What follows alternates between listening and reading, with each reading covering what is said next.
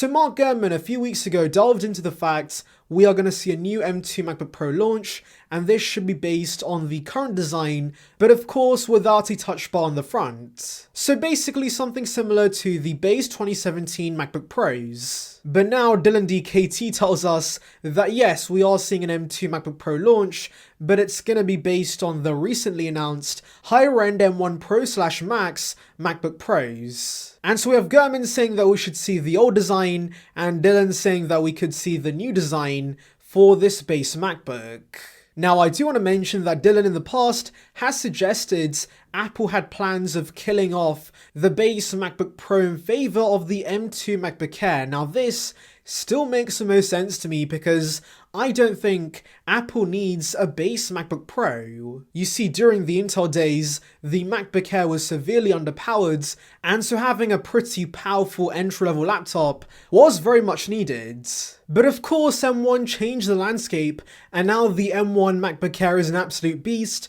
I use one to edit my videos, and it's a very, very good entry-level machine for 99% of consumers. And so yes, I just don't see why we need a base MacBook Pro in the lineup when of course Apple's going to be selling the M1 and M2 MacBook Air later this year. Really, there are only two reasons one could justify getting the Pro over the Air. The first one of course would be 120Hz, and the second thing would be more ports. And so yeah, that does bring us to Dylan's reports, because out of these two reports, I know Mark Gurman's very credible, but what Dylan says does kinda make sense. For one, of course, like I said, this would be based on the higher end MacBook Pros, and so that surely means we should see maybe 120Hz, but definitely more ports on this laptop. And as someone who's frustrated with the port selection on the entry-level MacBooks, I would appreciate having an SD card slot and HDMI port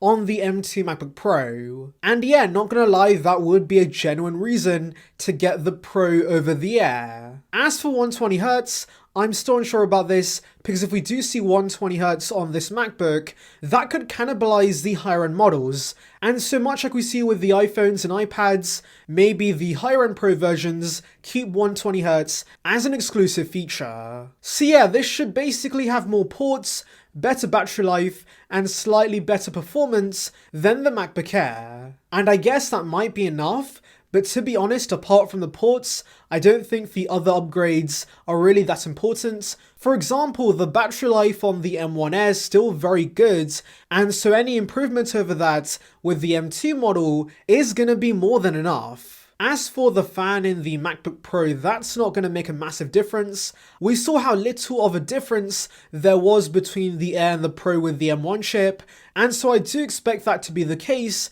with the M2 models as well. And so yes, I'm still kind of struggling to see the point of this Mac. I know more ports and black bezels might be nice over the MacBook Air with the M2 chip, but of course, I don't think that's enough. And also, how exactly is pricing going to work with these MacBooks? Because of course, we can expect a price hike with the M2 MacBook Air, which is going to push up the price of this M2 MacBook Pro. And while a possible $1,500 for this machine kinda makes no sense when you have the higher end 14-inch MacBook Pro that's going to offer more RAM, more storage, 120Hz, and also more powerful chip. Because yes, I'm assuming this will start with 8 gigs of RAM and 256 gigs of storage, and so yeah, that's a pretty bad deal, and I still don't see the point of this machine launching. Anyways, enough of the ranting. Coming back to Dylan's report, he does say that we should expect this machine to launch